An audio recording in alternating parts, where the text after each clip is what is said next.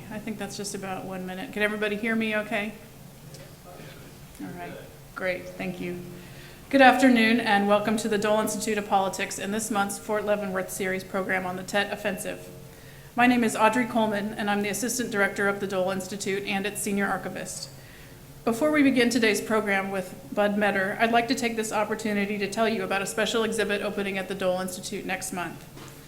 The League of Wives, Vietnam's POW MIA allies and advocates, will follow a group of courageous women, including Sybil Stockdale, Jane Denton, Phyllis Galani, Louise Mulligan, and Helene Knapp, who wrote a protocol of silence to work with Congress, including Senator Bob Dole, and the Nixon administration to demand accounting for their husbands and pursue their safe returns after years of imprisonment and torture by the North Vietnamese.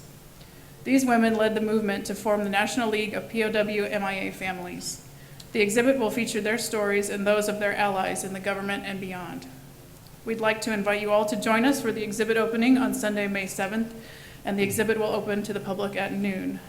At 4 o'clock, we'll host a program with POW MIA wives and the exhibit's curator, historian Heath Hardage Lee. We'll also be offering several other programs at the Institute related to Vietnam in the coming weeks, including today's program. You can read more about those programs on the flyer on your seat.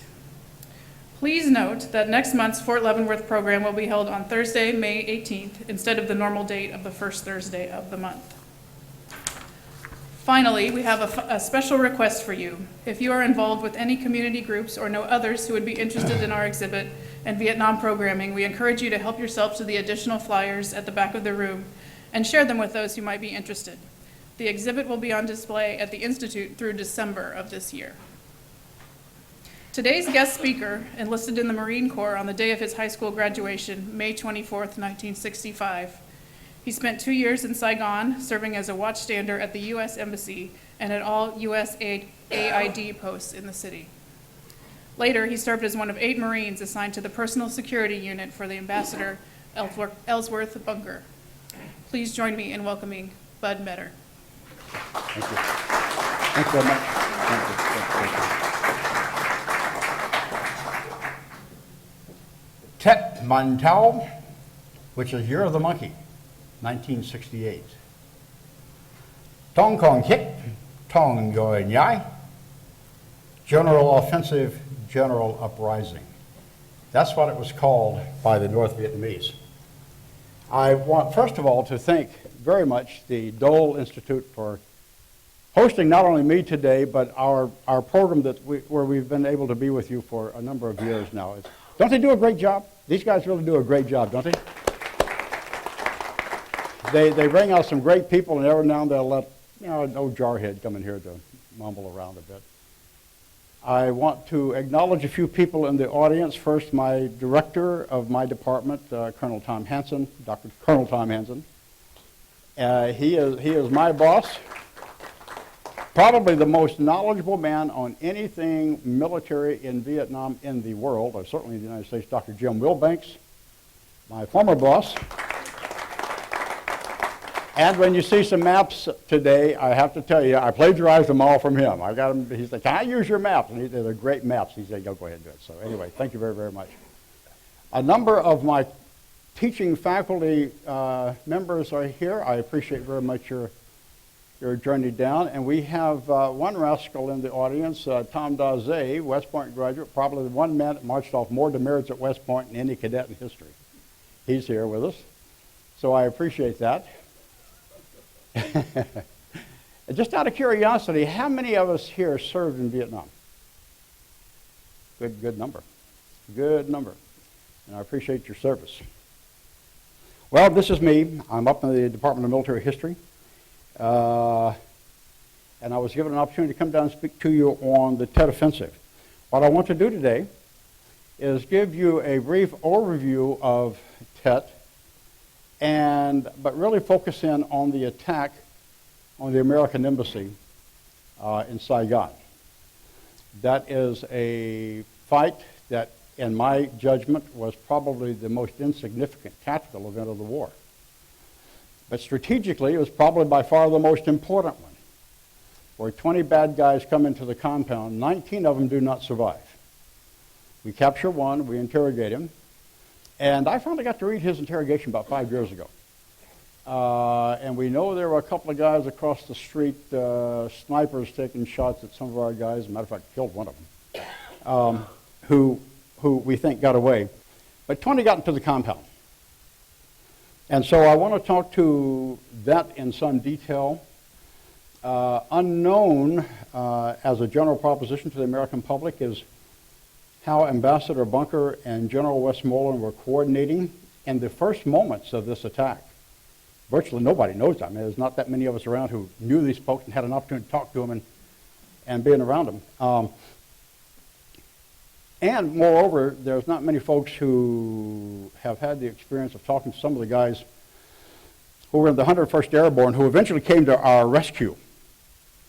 And the magnificent soldiering skills that were applied by that fine young infantry company commander, Jack Speedy, West Point 65, who, by the way, was in a firefight when he got the word that you're going to have to break contact. We're going to send you someplace else. And the helicopter group that brought those troops down in darkness. Those are the days before night vision goggles. No maps, no grid coordinates, no lights, no bad guys there. Go there and take the embassy back. That's pretty much the marching orders. So we'll get into that.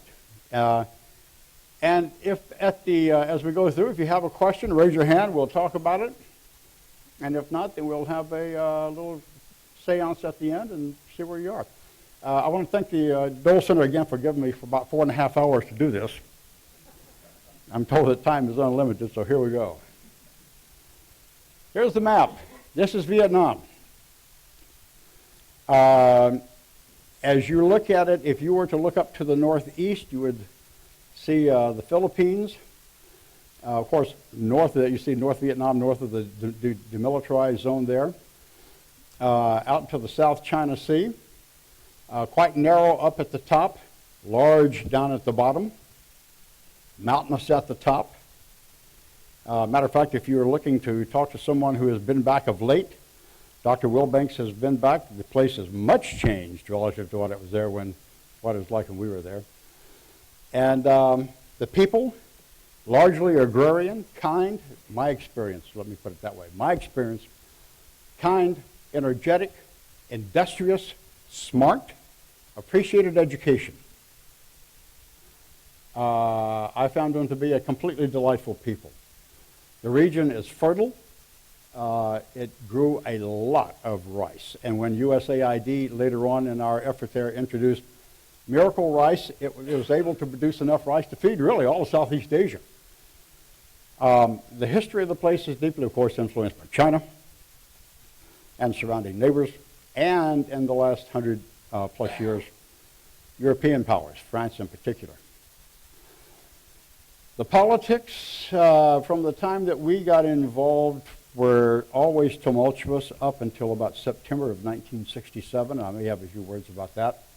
That was a watershed period for us when, actually for them and for us, when the Chu Key government finally get things settled and get a political apparatus that can sustain itself, maintain itself in office, and start doing some good things for the people. And the war, always a tough fight, not always clear in some folks' mind what we were doing or why the Vietnamese couldn't seem to get it together.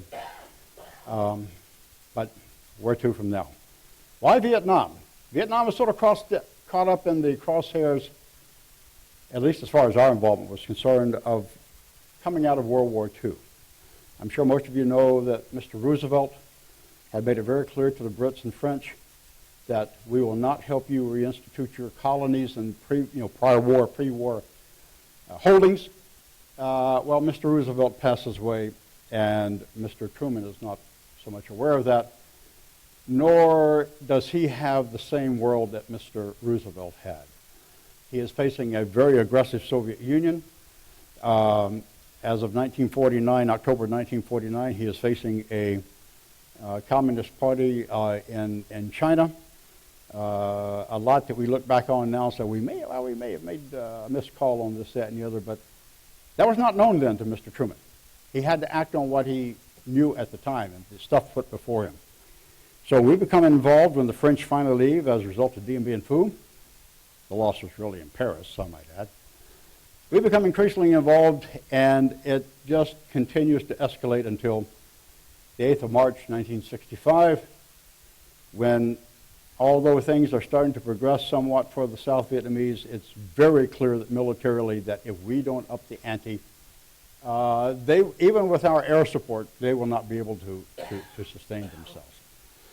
So, in March 8, 65, the 9th Marine Expeditionary Brigade goes ashore at Da Nang and commences way up here in the 1st I Corps Tactical Zone, and commences with a large operation called Operation Starlight. They go on to secure the air base there at Da Nang, which in one way or another will always, much like Tan Son Nhut down south at Saigon, will in some fashion always be under attack. In some cases by large forces, some cases just by some guy walking by, he's got an extra grenade in his pack and he can toss it. But there's always some tension there. So why Vietnam? Do we quit? Do we go away? 1965, what does the communist threat look like to us? I mean, I can look out and see this audience here. We remember those days. The Russians were 10 feet tall, at least we thought they were. The relationship with China wasn't that clear. We thought that was a international movement controlled by Moscow. We missed the Sino-Soviet split in about 1960. So, but our perceptions are there are a lot of communists out there and not many of us. And they're making progress here in Southeast Asia, and that is a place that's important to us. When the attack starts, actually I want to go back before the attack starts. We normally think of starting 28, 29 January, when there are a few sporadic attacks up in the Central Highlands, with the big offensive starting at about 0250 in the morning on the 31st of January. But up in the Central Highlands, Pleiku, Kantum, Dak To, places like that on about the 28th of January 1968, that's where the big Tet Offensive starts. However, we need to go back a couple of months, 2 or 3 months prior to that, and take a look at the battlefield up along the DMZ, where you see North Vietnam there at the top of the map. The North Vietnamese will be what we call shaping the battlefield, doing those things that are necessary to prepare the battlefield for the general uprising and the general offensive that's to come down in January. So when you take a look at places like Can Tien, matter of fact, it doesn't show up here on the map. It is literally right on the DMZ. You can look at the DMZ and see the guys see the bad guys right there. I had some friends, matter of fact, a fellow who joined the Marine Corps with me, was at Can Tien as a communicator. And so they could look out and see the tube shooting at them. They could see it when it went off. They knew where it was. They were just that close to the DMZ. So in those fights in the late months of 1967 is really, from the North Vietnamese perspective, an attempt to sort of shape things to facilitate what's going to come down in late January. Make sense? That's all it is. Can Tien holds. It's not a large base, but they get over 100 rounds a day of rocket and artillery and mortars. But they hold out. And on about the 21st of January, the fight will start at a place called Khe Sanh. But before we get to Khe Sanh, take a look at that map and look at all of the major, these are the major engagements up and down the coast, throughout the Central Highlands, down in the Three Corps area around Saigon. Now, on a humorous note, well, you see the South China Sea, go up just a little bit from the word south, and you see the little town called Vung Tau. See it? Why is Vung Tau not fought over? What might you think? Americans used it to drink beer, so did the Australians, and so did the BC. It was a place where they could, you could go and sort of enjoy yourself, and everybody sort of respected that. And Oddly enough, it was one of those places that doesn't look like it's been roughed up too much. So, Khe Sanh, scene of probably the heaviest fighting of the war, some of the heaviest fighting of the war. We have a Marine regiment, 26 Marines that are up there. It's up close to the DMZ, about 6 miles, 10 miles east of the Laotian border. There are, to the uneducated on these matters, a lot of similarities between it and Dien Bien Phu of 1954. And the big differences are that in 1954, when the French held Dien Bien Phu and got pretty much waxed there, who controlled the high grounds? The Viet Minh did.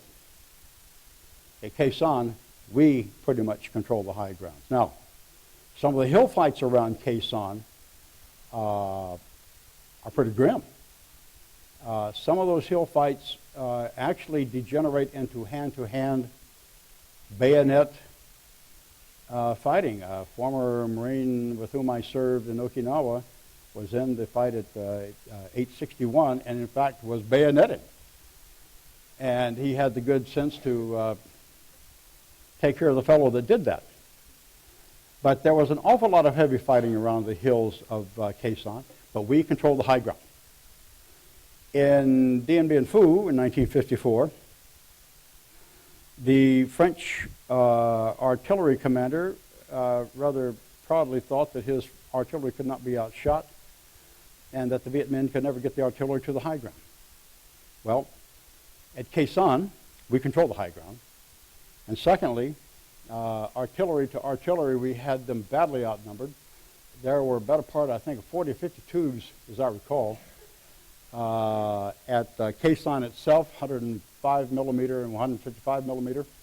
And the Army, about 13 miles away, had 8-inch self-propel, which for any of you who may have been artillerymen, know that's the most accurate artillery piece on the face of the earth. And 175 millimeter cannon, which had about a 35-kilometer range. So in terms of artillery, our forces at Khe Sanh were much, much better off than the French. Now, in terms of air support, the French at Dien Bien Phu could account on something, as I recall, along about 4 tons a day supply capabilities by air. That was not even really a challenge. Well, I shouldn't say it wasn't a challenge, but we could certainly best that by quite a bit. In terms of airframes that were tactical, that could deliver munitions, guns, rockets, and bombs, no comparison. The French, I think, had something like 400 aircraft in total. We had over 2,000 just in attack aircraft. I didn't even count the B-52s that we could fly in from Utapao, Thailand, Guam, and Okinawa. So to an uneducated public and to a president, Lyndon Johnson, who was not as well informed on the intricacies of these matters as one would like, it could appear to be a frightening situation. Is that to say that our command, General Westmoreland, and the commander there at Khe Sanh, Colonel Lowndes, were not concerned? Yes, they were. They had about 6,000 troops there, surrounded by at least 20,000 North Vietnamese. I've heard accounts up to 40,000, but surrounded by at least 20,000 North Vietnamese. So you could see where the powers that be could be concerned that something dastardly was going to happen there. But that didn't happen. Colonel Lowndes, I remember, was interviewed and said, "Can the North Vietnamese take this place?" He said, "Yes, they can, if they're willing to pay the price." And the fact of the matter is, General Westmoreland simply had the combat power to exact that kind of a toll. Now, why Khe Sanh? Both sides wanted it. General Westmoreland wants it really to create what we would call a kill zone. He wants to be able to pull in the People's Army of Vietnam, the North Vietnamese. He wants to get them into a fire sack, really, huge fire sack, where we can bring the overwhelming firepower that we have in our arsenal to bear on them. And we did. We did. The thing is, General Westmoreland wants to do that. The other part is he has the means to do it. He has the frames to do it, the airframes to do it, and he's got the skilled people with which to do it. As I mentioned earlier, a lot of field fighting going on around it, some of it hand-to-hand. Grim fighting. General Giap, Bowen Giap of North Vietnam. Giap is more, we think of him oftentimes as just simply a soldier, but he's more than that. He is he's more than a generalissimo, as General Krulak would say. He is also a political player. He ran the North Vietnamese government when Ho Chi Minh was literally out of town trying to negotiate things in Europe. So Giap is not only a brilliant soldier, philosopher, historian, a tough guy, smart guy. But the question is, does he want Khe Sanh as Dien Bien Phu Act 2? Does he want to create for the Americans an unmitigated disaster? Does he want to, and of course, when the French lost at Dien Bien Phu, the issue is really settled in Paris. If we lose at Khe Sanh, will the issue really be settled in Washington, if you got the connection there? So, does he want it for that purpose? Or does General Giap want Khe Sanh as really a diversion for General Westmoreland? And what's his target anyway? Giap, what's his target anyway? I would argue, other people have argued, Dr. Wilbanks argues, it's the mind of William Westmoreland. He wants to get in that man's head and create in his mind an illusion, an impression that I want that bastion at Khe Sanh and I'm going to take it down. Because the last time we did that, you white folks from Europe went home. If I do that again, you'll go home. So it's easy to see how he would think that way. But did he really want it that way? Lyndon Johnson. What does Khe Sanh represent to him? It's a nightmare. I don't want no damn Dien Bien Phu. So what's the truth? We'll probably never know. Probably never know. These things we do know. Giap put a lot of people around Khe Sanh, and he lost an awful lot. We knew that at the time. We knew that at the time. I can recall personally in the embassy hearing people up on the ambassador's floor talk about the shellacking that our air power and artillery is inflicting on the North Vietnamese. We knew that we were inflicting those kind of damages.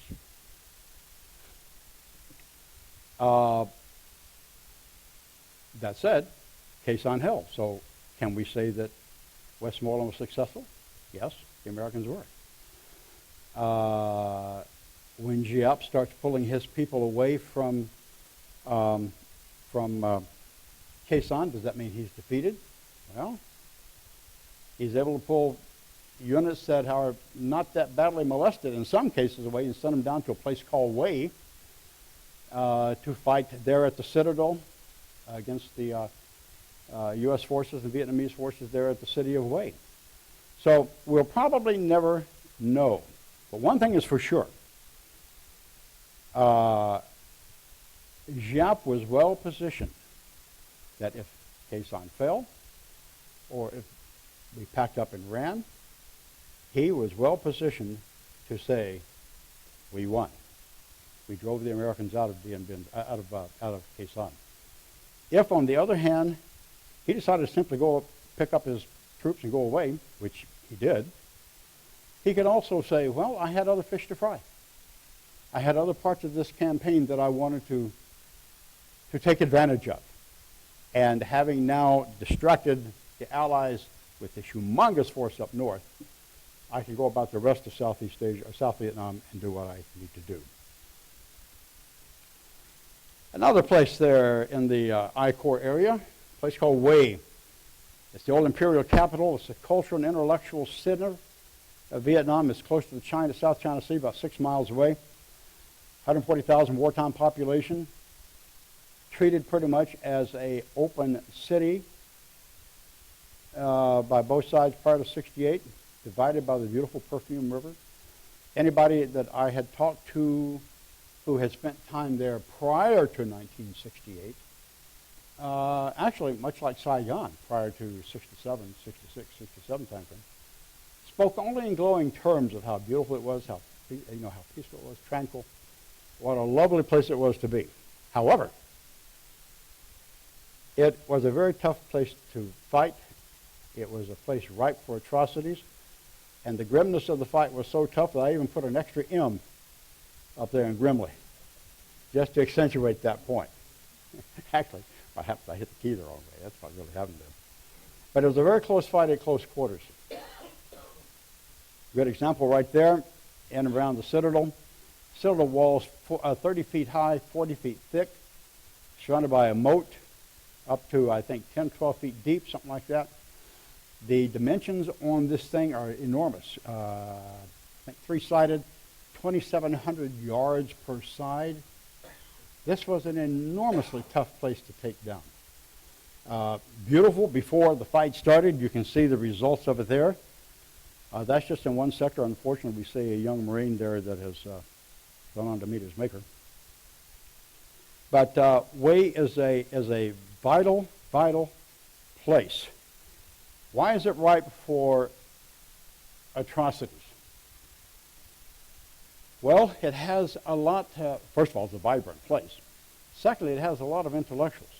It has a lot of people who think differently from the folks in Hanoi.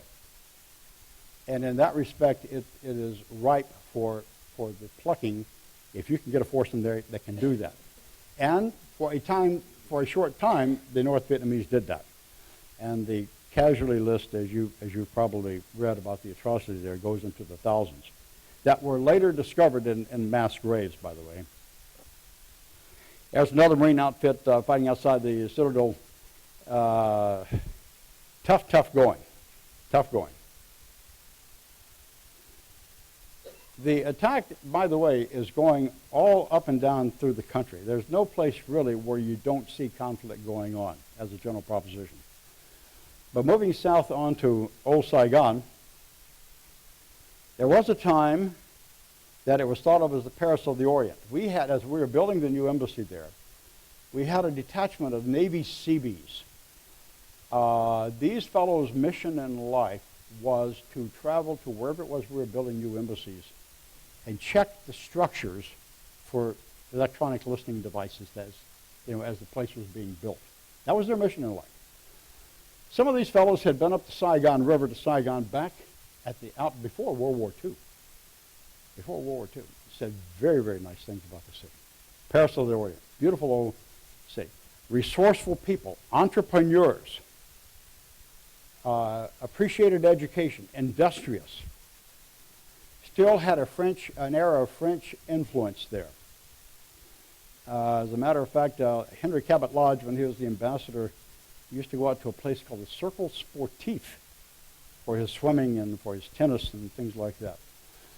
And I would tell you that as of September of 1967, we had finally been able, we and the Vietnamese, to put a stop to the political rotating chairs of the president. I'm sure most of us here can recall in the early to mid 1960s, it seemed like, who was the president in South Vietnam today?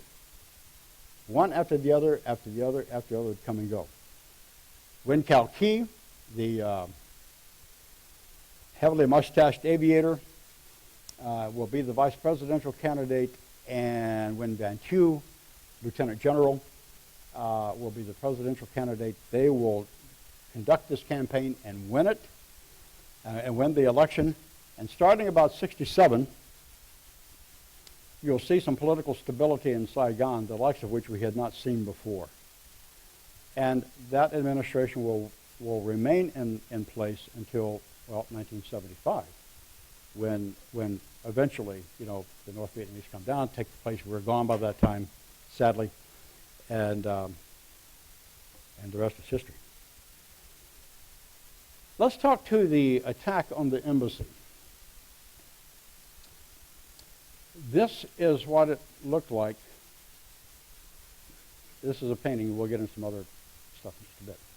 The morning after the attack. These vehicles here that you see on the front, that's Tong Nut Boulevard. If you were to go down this street here, about 3/4 of a mile, half to 3/4 of a mile, you run into the front gate of the presidential palace. I'm sure you've seen that all the videos of that NVA tank rushing through the gate there at the presidential palace when they finally get into Saigon. Right down that street there. What happens on the morning of 31 January 1968, about 0250, all of the after-action reports that I have read, quite a few of them, all say 0250. All of them agree on that time. What we have here is, where you see these fellows down here on the bottom, there's an explosion set off outside the wall. They blow a hole in the wall. There's a Marine guard up on the roof by the name of Rudy Soto. He has a 12-gauge shotgun and a .38 revolver with 6 rounds. Over here by the rear gate, you see lying on the ground, sadly, 2 Army MPs. Between those 3 guys, ladies and gentlemen, I tell you, those are the heroes. Those are the guys that really saved the embassy. So I believe, and all of us who were there, matter of fact, I was talking about it to one of the guys just the night before last. Between those 3 guys, they knocked out the leadership of the VC as they came through that wall in the first few seconds of that fight. Because their attack after that just drizzled down to nothing. You come across these 2 red top buildings over here. That's the Noradam compound. It housed the CIA map room. It also housed our counselor section. There will be some fighting over in there. Matter of fact, we'll kill a VC inside the CIA map room that night. On this side over here, the red top building there, that is the home of the mission coordinator, Colonel George Jacobson, United States Army. When I got to Vietnam in January '67, that man had been there almost 20 years. I believe, as a matter of fact, and I was talking to, night before last, to the head of the security detail for Ambassador Lodge and Bunker, that George Jacobson was an American who knew anybody on either side of the DMZ worth knowing. One of those mysterious figures that you have out there. Nice guy, by the way. But that was his quarters, and he was there during the fight. And in fact, we wind up having a fight inside his house. He winds up killing one of the VC by shooting him twice with a .45 and choking him to death. That's why he finally takes the guy out. So what's going to happen? They're going to come through this hole here, get into the compound, a couple of Marines inside the front gate, front door as you go in under that roof. Brand new embassy, by the way. We just opened it in September. Brand spanking new. The doors are 4-inch thick teak wood. So the first thing these fine agents do is they put an RPG, a rocket-propelled grenade, through the front door. And all it does, it knocks where the jet goes through. It knocks a little hole through the door and splinters it inside, but it doesn't budge it at all. And then the second rocket, where that catwalk connects with the building on that far side, they put the second rocket there. That's where our communications section was. Rocket penetrates the concrete wall. One of our Marines is there, a guy by the name of George Zaccarini, and he is hit by the spall, all the concrete spall that comes off for that penetrating round. Looks like he has a bad case of the measles, but he survives quite nicely. When I saw him last, you couldn't even tell he had been banged up that bad. He was bleeding all over. But the doors are secured. And what makes me think that we got the leadership in the first few minutes is on the back side of the embassy is the rear service door.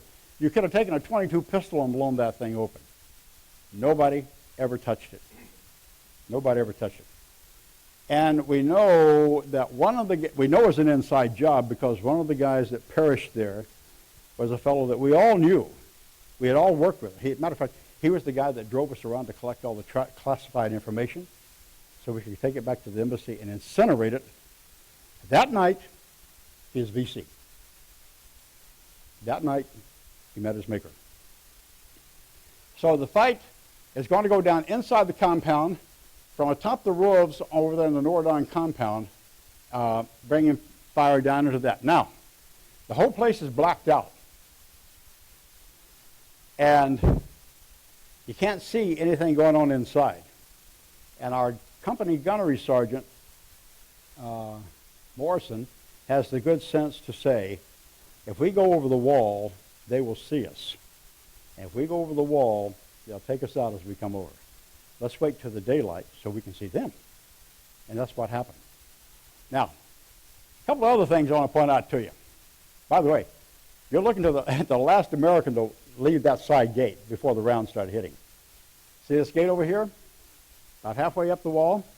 That little station with the red top on the outside there, and then one up here. Those were little kiosks for the Vietnamese police. You come on down the street here about another 100 yards, and there was an enormous police station there. Oftentimes these places look like bunkers, like fortresses. Ton of cops there. I'd been there for 12 and a half months when this happens. Every time I'd come out of either of those doors, the police were there. That night, at about midnight, there was not a soul. Not a soul. None. None to be seen anywhere. So I immediately get on the horn to Ron Harper and so I said, ain't nothing, nobody's out there. Something's up. Now, during Tet, the holiday, it was not at all unusual to see, young troops home on liberty, on leave, firing their rifles into the air and seeing tracers go here, there, and yonder. Rudy Soto, on the roof, was starting to report, I've got tracers up here, but they're horizontal. Meaning they're coming to me, and they're not celebratory. Well, they'll be celebratory if they hit me. But anyway, so, we can start seeing it shortly after midnight, something's starting to build up. And if you were to come out from where that catwalk is, right across the street, in the construction phase of that embassy, we had there was a big old hollow tree over there, something like a kid on a hunt of some sort. We'd actually found munitions and grenades over there one time where somebody had, one of the bad guys had come over and stashed stuff for the purpose of, at some point in time, doing something nefarious. So the embassy holds. It does not fold. We're able to get a helicopter up there early on for the purpose of evacuating George Zaccarini. I think we're able to do that because it was so early in the fight that the bad guys had not been able to put together any sort of logical thought process of how are we going to end this thing. And so we're able to get him in the bird and get him out of there. That would not be the case when the 101st came in. That is a shot of what the embassy looked like. Let's get on here. That's what it looked like at the time of the attack. You can see that helicopter up there on top. Not much room for error for the pilot. Again, those are days before night vision goggles. And that when the 101st comes in and tries to relieve us, they can't see. And as it turns out, down in the yard, BC are hiding in the weeds and shoot them up.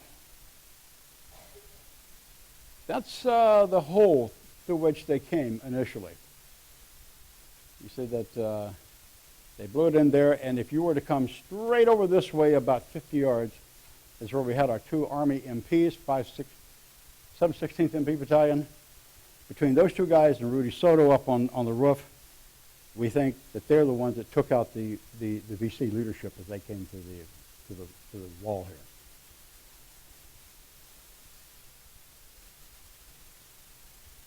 Another look at it from the outside looking. These are engineers probably from RMK BRJ. Now, one of the difficulties that we had, where Rudy was up on top of the roof, this is about an 8-foot fence, 9-foot fence. These guys got up next to the fence and simply slid down it. Where Rudy was up on top, he couldn't see them. They were in a dead space. Dead space is, for those of you not the infantry types, that's where they get in and you can't see them. They can be perfectly there, but you can't see them. They're blocked. Of course, the MPs couldn't see them either because they're on this side of the wall. So, After the fight, and when we got all the stuff cleaned up, a big construction company called RMK BRJ came in and built big parapets on that end of the wall. By the way, if you were to come right across the street from that, that's the British Embassy. Right next door to us is the French Embassy. We put a big parapet up there and another parapet down here on the other end so we could have our people, they could see what's going on outside the wall. That's how these guys got so close in the first place. Nobody could see them. You know, who'd thunk it? Who would thunk it? You know, city, capital city, fairly safe from this sort of stuff. That was the surprise of the Tet Offensive. Not that we didn't have some idea that something was coming, but that it was that big and that well coordinated at the outset. So we take means to take that capability away from these guys. What you're looking at here, in between those first two trees on the other side, see where a rocket went through. The other place over here, another rocket goes through. What they're doing, they're searching for the ambassador's office. If you were to come over behind that solid tree, on the third floor up, there's a nice hole there in the blast screen. That's where the ambassador's office was. They hit it. They hit the blast screen, but it did not penetrate, did not get into his office. He wasn't there anyway. But there you have it. And that's what she looked like. Of course, a lot of devastation inside, a lot of dead VC laying around. Now, north of us in Saigon was the Long Binh Benoit complex. Medical, Army Vietnam headquarters there, big logistical base. During Tet and many times away from Tet, Ho Chi Minh would always be trying to overrun this place because the Army would float a lot of its heavy equipment up the Saigon River, engineering stuff, tanks and that sort of APCs, armored personnel carriers, and offload it there at Long Binh. The Army wisely had large fields of fire cleared there. And it seemed as if these guys would never learn, the bad guys. They'd come across in these big waves and you'd see what's called Puff the Magic Dragon, the old C-47s come up with the Gatling guns. I mean, it's like watching a shootout at the old K Corral. These guys come across and here come the Air Force in with those Gatling guns and just increase the metallic density of their bodies. So anyway, I happened to be on the embassy probably a week after we got hit, looking in that direction when the bad guys put a round into that ammo dump. And if you've never seen an ammo dump go off, you're looking for a fireworks display, ladies and gentlemen, that's it. That thing cooked off for days after that. Yeah, big one. The 716th MP Battalion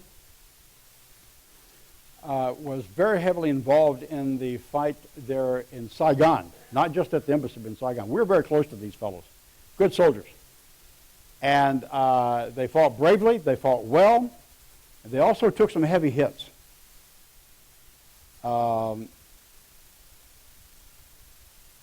As a general proposition, they were not as heavily equipped as a lot of your infantry outfits out in the field, but with what they had, they did a good job. Now, whoa, come back there.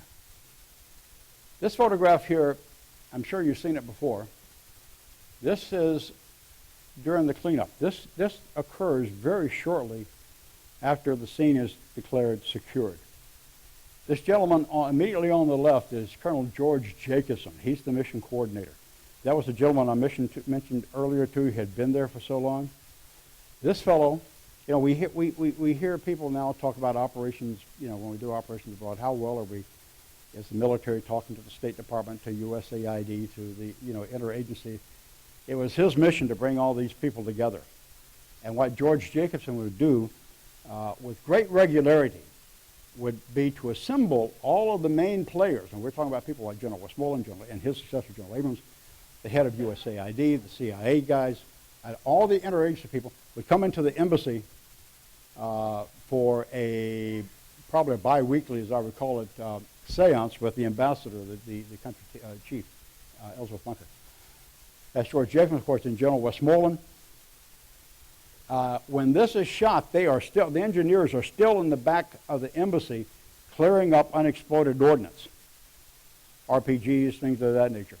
And you may have seen a video of this, a news interview where General Westmoreland is speaking. When one of them goes off, he sort of jumps, and then he's out there just clearing out, some unexploded ordnance. Back to the American public, they think, well, this thing is, obviously something's still going on there, and it was just the EOD people cleaning up the munitions that scattered around the battle area here. Believe it or not, that young man in uniform is a Marine captain by the name of David Sampson. He's the junior aide to General Westmoreland.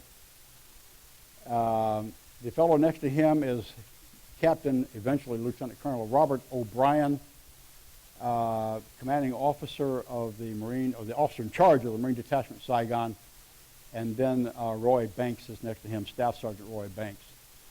And these were those two guys were really the ones who led the charge in the fight there at the embassy. Now, if it looks, you wonder why are they in their civilian clothes? It's because they grabbed the first thing they could throw on when the bomb went off.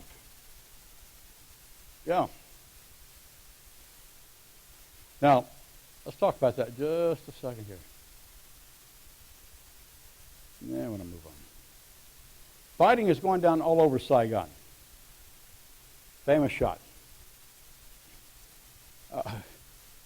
Photo shot.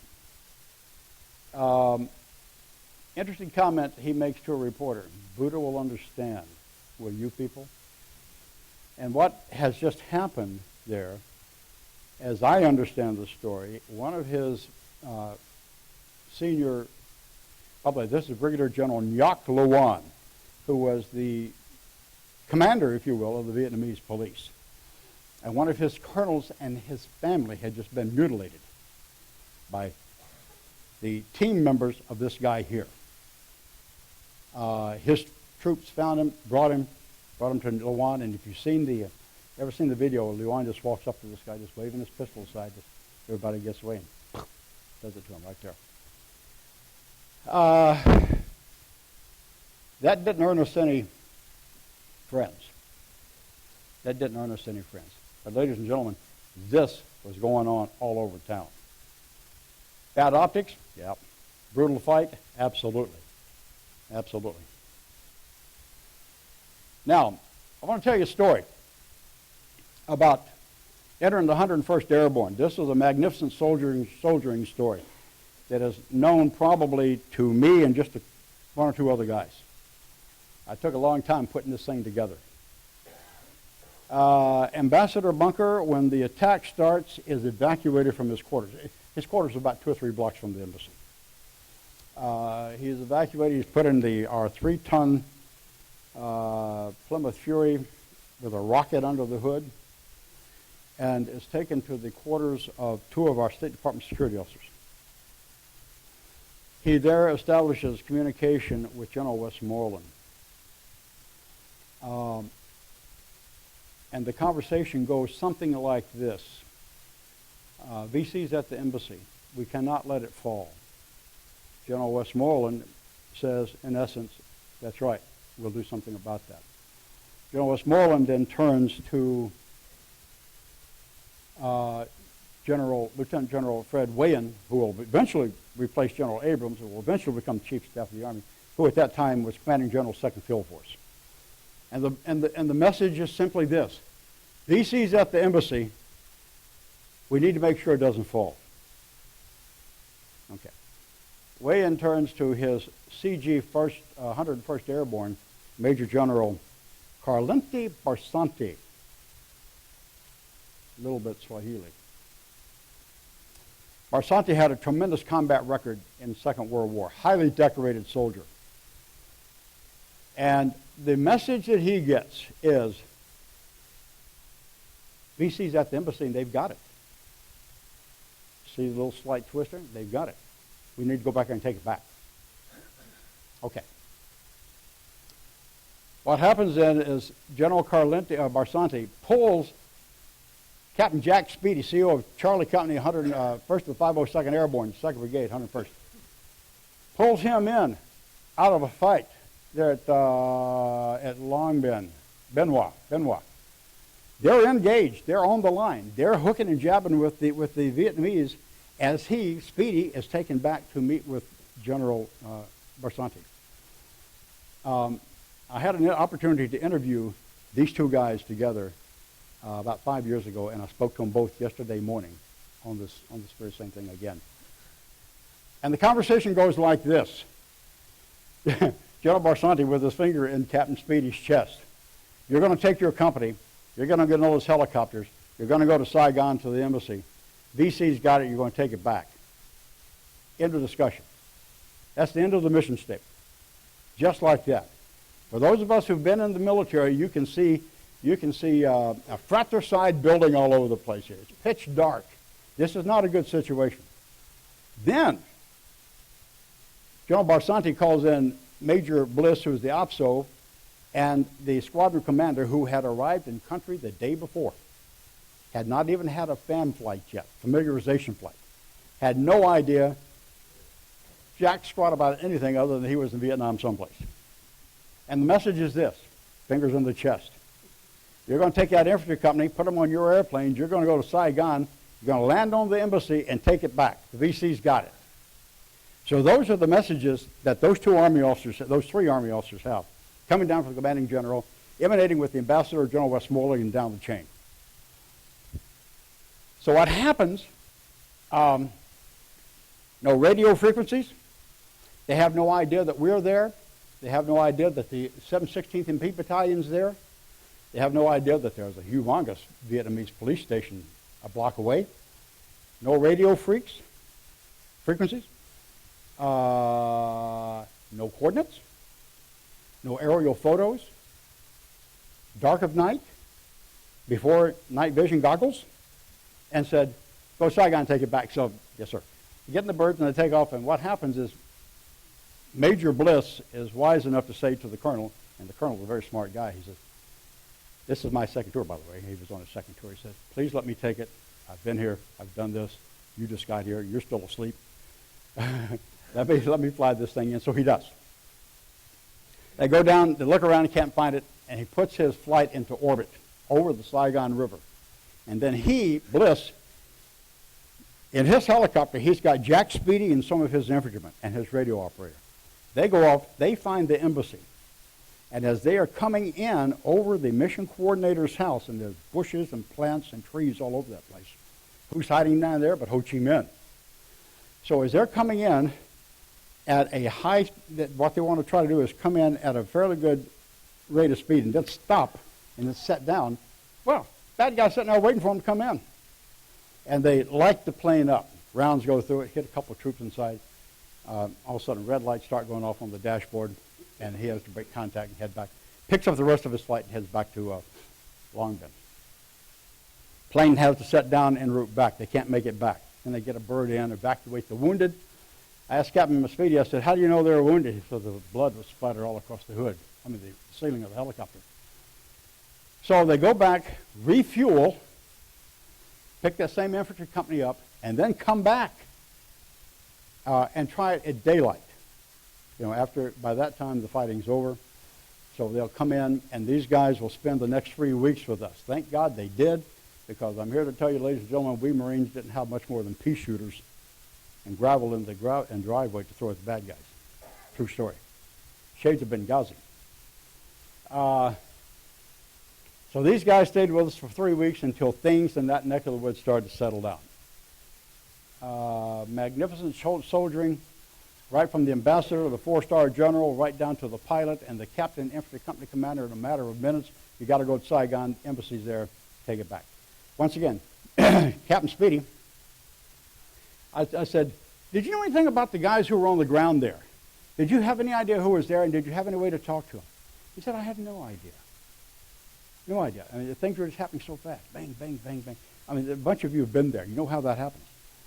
And he said, I could hear the MPs on the radio. But when I would try to communicate with them, they would not respond. And he said, in the cockpit, we said, these guys think this is a decoy of some sort. So they're not talking to us. So anyway, the guys come back in the next morning, able to sit down, and thankfully they they gave us enough time to catch our breath and get rearmed and what have you. Death toll. We had 1 Marine killed, 4 Army EMPs, 2 on the backside, and 2 who, you're talking about the fog and friction of war, happened to literally, at the time unknowing that the bad guys behind that wall, pull up in front of that gate right there. And bad guys just took their AKs to the gate and shot them. So we had 5 dead, about 10 wounded. The embassy held. The press releases were that the VC got into the embassy, that they took the chancery, they had it. That never happened. That was not true. And almost anything that was said thereafter made no difference because people had their minds made up that Ho Chi Minh came to Saigon and he took the embassy, and that just was not the case at all. These guys were lifesavers, and boy, I tell you what, they were professional soldiers. So, this is something I've thought of many times. That great statement there, never feel a human conflict was so much owed by so many to so few. Who said that, Winston Churchill or Ho Chi Minh? Well, obviously Winston Churchill said it in 1940. Then I said, one said it, both of them probably thought it. I say that in this respect. For a mere loss of, sadly for him, for a mere loss of 19 dead and 1 captured, the attack on the embassy broke our back. Broke our back. The impression was out that God knows if they can take the American embassy, that's 3/4 of a mile down from the presidential palace, which, by the way, had an interesting firefight going on there as well, as did the Republic of Korea's embassy right across the street from it. You know, in the middle of the French embassy, in the middle of the British, if they can do that to us, what else is going on? So, yeah, I thought that was a fitting statement. You probably thought it. Okay, so final assessment, something to think about. In what manner did U.S. policy prevail in countering North Vietnam's plan during Tet? Something to think about. I think we were successful. I think that there was some initial surprise, but I think we responded very carefully and very quickly. I will tell you on that night, for only the second time in my 12 and a half months there, up until that point, we had doubled up the manpower on all of our positions that night. We had some idea that something was going down. So we had twice the number of Marines on duty that night. Was General Westmoreland right in his assessment of enemy intent and end state? Well, we'll never know that one. So we know General Westmoreland's highly focused on Quezon.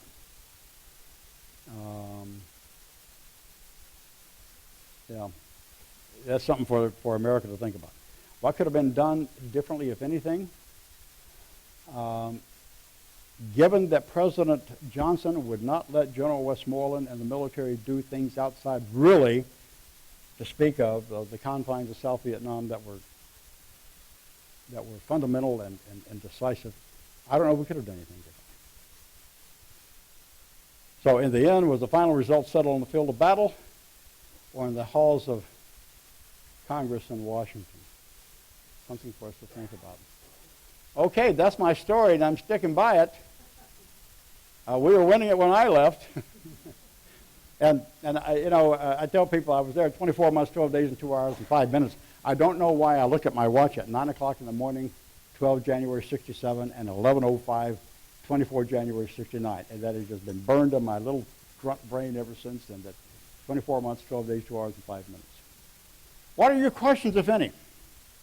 There are probably a whole bunch of folks here that can talk to some of these issues and experiences. Yes, sir. I was in the Army and I was in Vietnam, but not at the same time. Let me ask you a question. If I was in Saigon in 1956-58 for 2 years, what do you think I was doing? And 56? 56 to 58 in Saigon. Your professional duties in 56 to 68 would have been as a member of, well, 2 things. One would be as a member of the military advisory group. Secondly, you may have been a member of the Marine Security Guard American Embassy. MSG Detachment Saigon was the second one to be established literally within days of the signing of the National Security Act 1947. Paris went first, then they stood up Saigon. Saigon was never a small post, on my dad. I think on day one it starts up 47 guys. But I think that's what you would have been doing, unless you're with one of those organizations that we never can talk about. No, not really, but I'm not that old. I was in the 8th and 9th grade. He was into what? My father was working with what is now USAID. What was it called back then? USAID. USOM, United States Operations Mission. I the don't 50s. know. Yeah, I don't know. We had the school in Quonset huts in the ground, which was then, later, when you were there, was the U.S. Embassy. I was in Senegal in the peace of West Africa years ago. I met some French troops who were on maneuvers in Senegal, and I said, hey, look, you fought in Vietnam and lost, and we fought in Vietnam and lost too. And this guy said, yeah, but we only had this many artilleries and tanks. You had everything, and you still lost. But I want to ask the people here in the audience, the ones who raised your hands that you were fought in Vietnam, how many of you, let me see your hands, have been back since the war? Let me see your hands. 2. And you yourself, by the way, I saw the piece you wrote in the Vietnam magazine. I didn't know it existed. I saw it as very short, briefly. It was more brief of this, but you left out today what you said in the magazine about what do so many owe to so few. And you mentioned in the magazine it was the people who defended the embassy. How many times have you been back to Vietnam? Oh, I haven't. Okay. I would love to. My former boss has been back a gazillion times. They're going to make him mayor of Saigon, as a matter of fact. I don't. I haven't been back. I would love to go. Yes, sir. Just right about this, I don't know the exact time, but the North Koreans seized the intelligence ship Pueblo. Pueblo. Was that coordinated? I've never heard them link those two together. I have no reason. I don't know. I don't know that.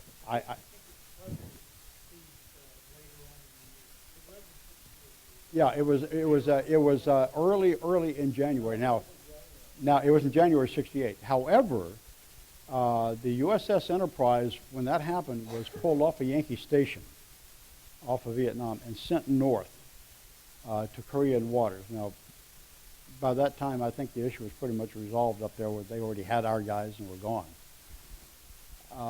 But I just don't know that. Dr. Wilbanks, you heard anything about the coordination between? I'm not aware of any. I just don't know that. Yes, sir.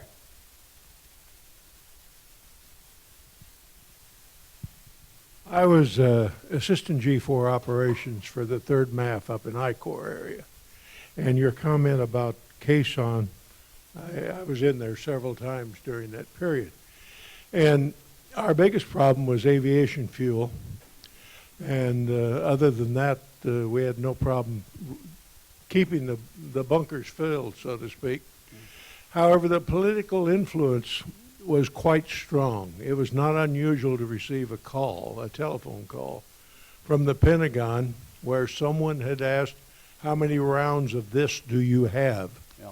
And do you know there are tanks in the area? And you wanted to say, hey, darn it, this is our business. Yes, we know how many rounds we have, and we have enough.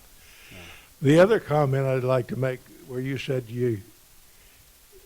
at the 3 MAF headquarters in Da Nang, we killed our barber coming through the wire that night. So he'd been cutting our hair for about 6-8 months. So Well, he had other ideas about cutting. So he knew everything. Yeah. I do believe that the attack on them was, well, the one guy that we killed, we had been working for us for years, and we all knew him. Actually, it was a very good relationship with that guy. So I was very surprised. Yes, sir.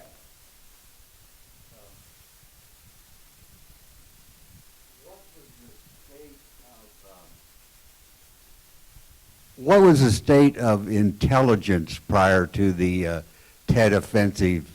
Did the United States and South Vietnamese forces have any information or inkling that this was coming, and when and where? The answer is yes, and almost. was there intel? There had been intel out there for quite some time, indicating that something was going on. There had been all sorts of monitorings of equipment, manpower moving into certain locations that we knew about. I think, and Dr. Wilbanks is certainly one of the experts on this, but I think that the unsung hero of us coming up on step and saying, hey, there's something really big about to occur, so we need to do some things differently, was then Lieutenant General Fred Wayan, who, as I understand, though he was not an intel officer by assignment, hadn't served in a lot of billets with that, and he sniffed this stuff out. I mean, he's the one that made sense out of it. And then, of course, went to General Westmoreland, with Ambassador Bunker, then to President Q, with respect to Mr. President, a lot of your troops are on TET leave. That was not an accident. President Q had done that to try to show trust and confidence in his government's ability to provide security for the people. And things were, as a general proposition, fairly quiet. But that all of a sudden this thing happens, in my opinion, was not a surprise. Surprise defined as we had no idea something was going down. The scope, the scale, the intensity, I think initially probably some people had some raised eyebrows about that. But, you know, to the credit of MACV, which included our allies, I think they react pretty well to that.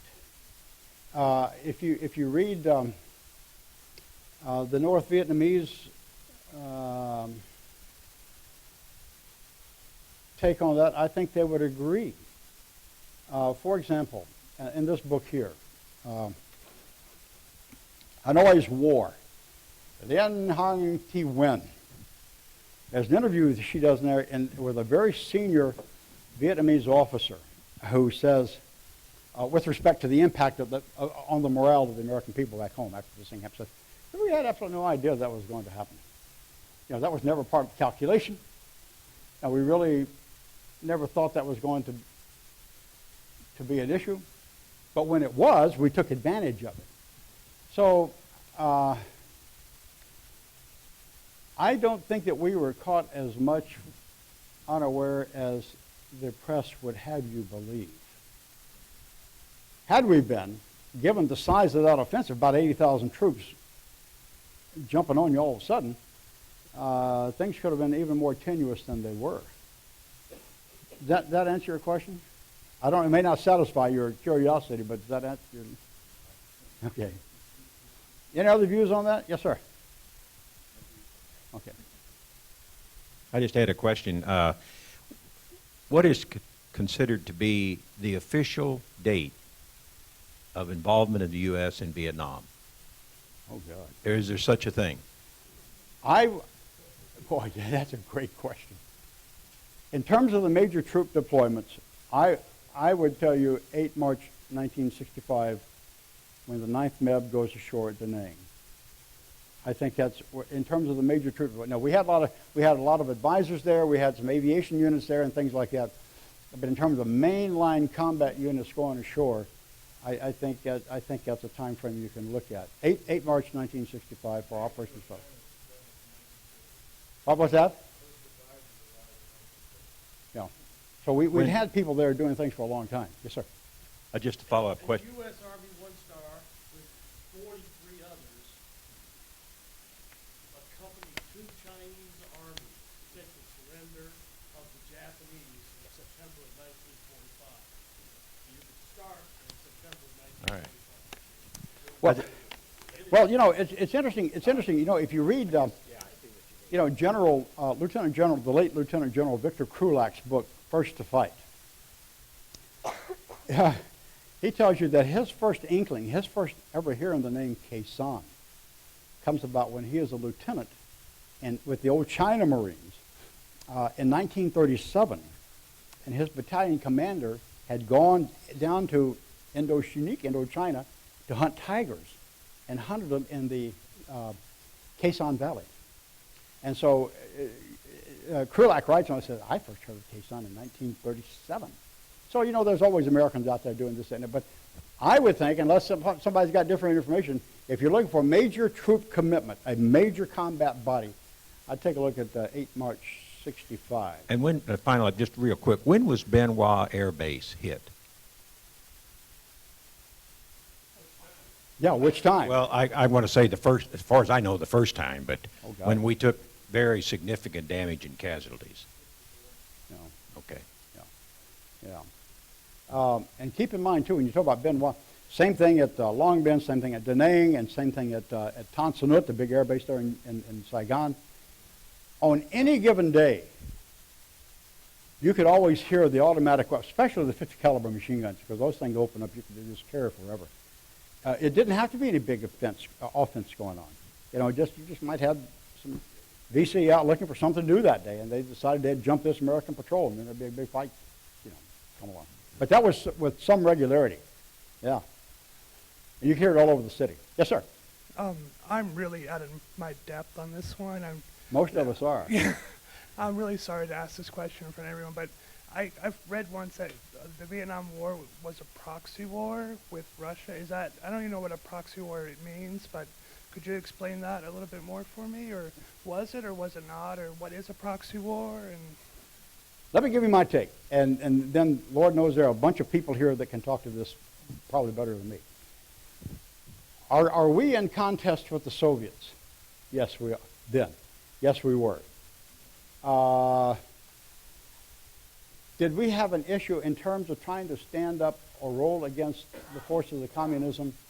Yes, we did. We did in Korea. We did in a number of places in Europe. We certainly were doing some things in the Middle East. And so was it a global concern? Yes, it was. The French could no longer do it.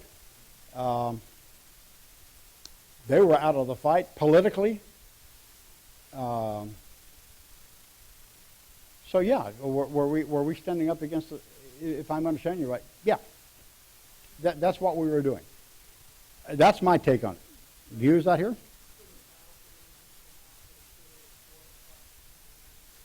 Yeah, that's a good way to put it, I think. I think that's fair. The question was Vietnam a proxy war? Meaning, I think what you're saying is,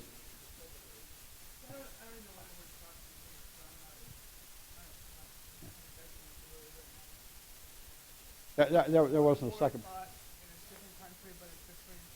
Yeah. Yeah. Yeah. Substitute, yeah.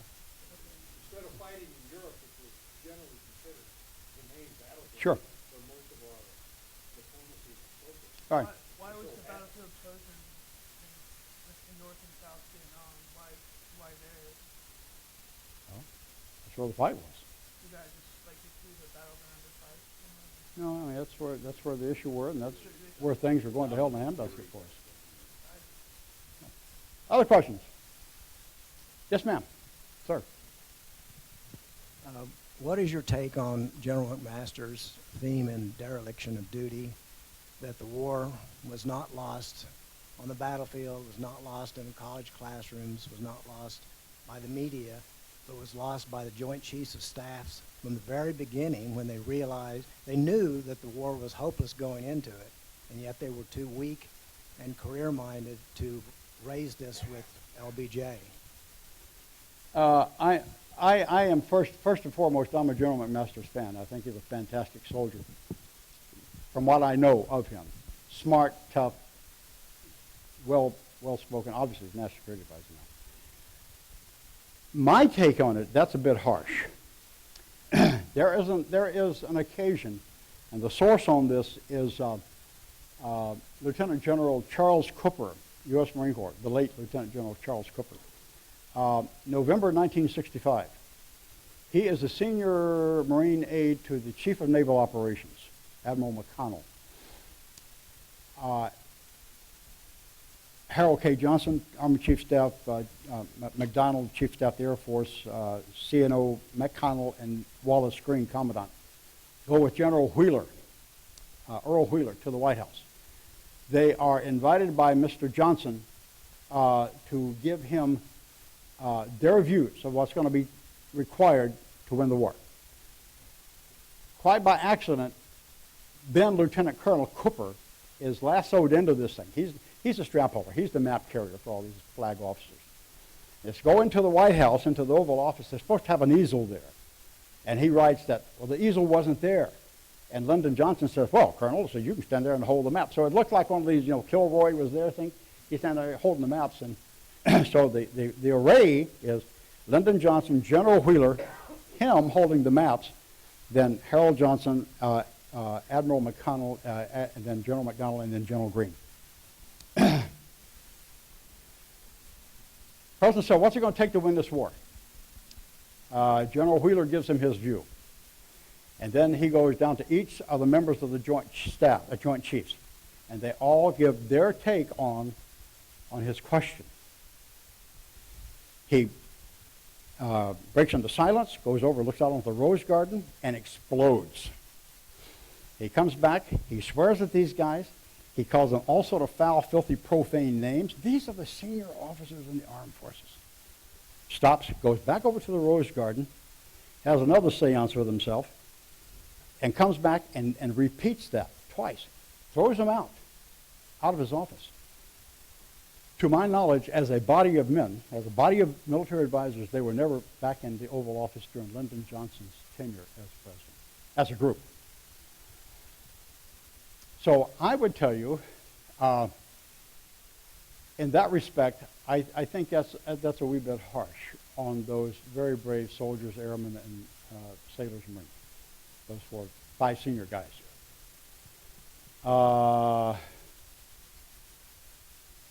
Yeah, I think they gave him their best naval and military advice, and he was not prepared. There's another story that comes on with another general officer who was a favorite of the Kennedy administration, by the way, a guy by the name of Victor Krulak, who, as a major general, was sent to, no, as 3-star lieutenant general. He was brought back. He was commanding general Marine Fleet Marine Forces Pacific, the what we now call MAR-4 PAC. He was brought back because he was so highly regarded by the Oval Office. He was brought back to have a chat with Mr. Johnson. Essentially, the same question was asked of him. Mr. Johnson actually became, according to General Krulak in his own writing, became so agitated with him that he jumps up, opens the door, puts his hand on the back of General Krulak, and pushes him out the door. Says, "Thank you very much, but don't come back." So, yeah. So I think General McMaster's, from what I know of the officer, when he says something, I'm inclined to listen to him. He's smart, he's well studied, he's been shot at in anger. Yeah, I think we're fortunate to have such an officer up there like that. That's my take. Yes, sir. In answer to your last question there, in the end, was the final result settled on the battlefield or in the halls of Washington, D.C.? I don't think it's either one. Didn't Henry Kissinger have something to do with that?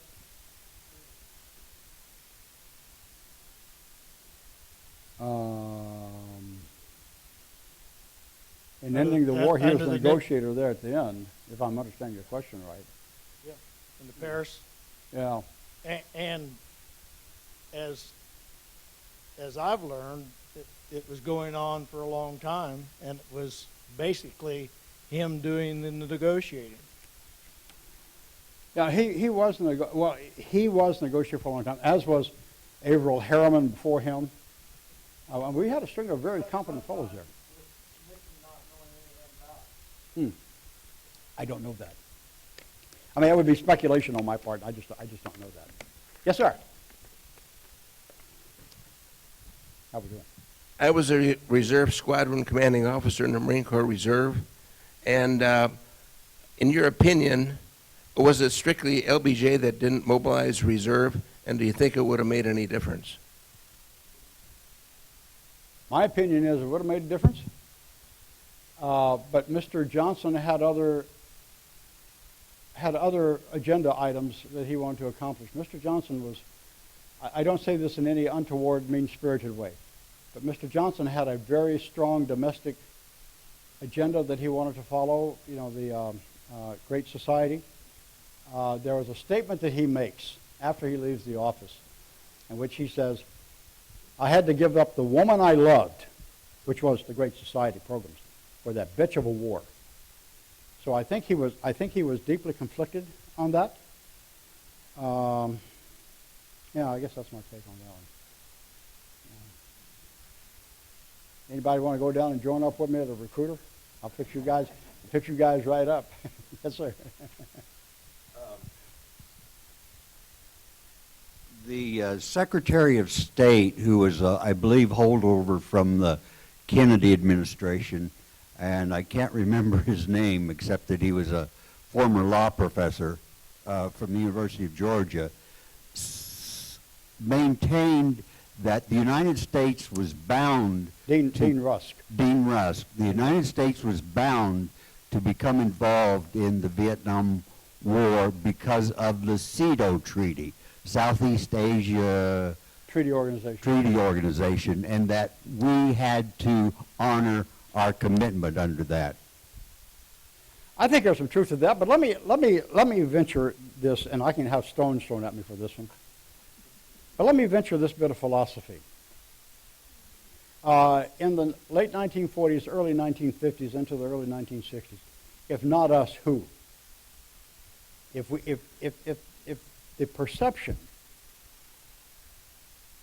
by our political leaders in our republic is that there is a legitimate threat to our way of life out there, to who we are, to the Western traditions, if you will.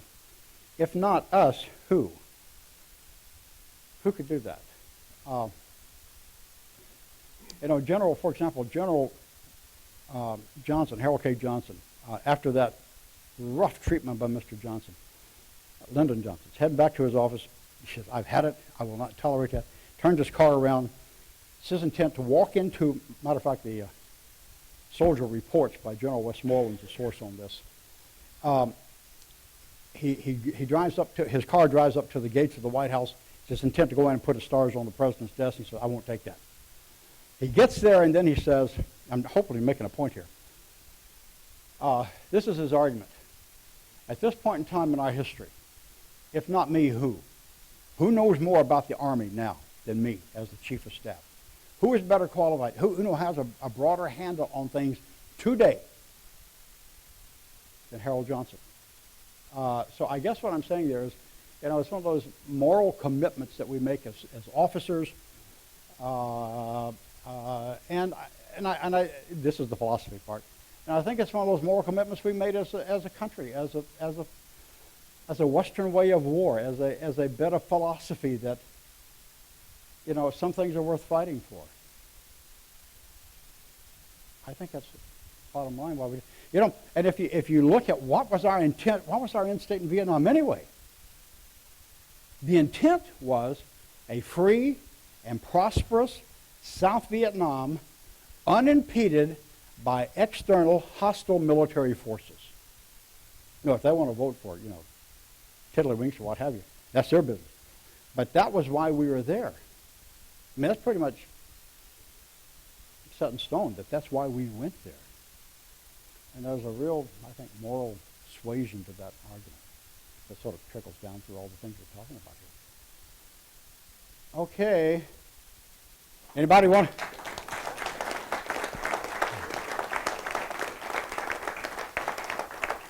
Anybody want to go down to the recruiting station? I'll take you down. Hey, thanks very, very much, folks. You're very kind.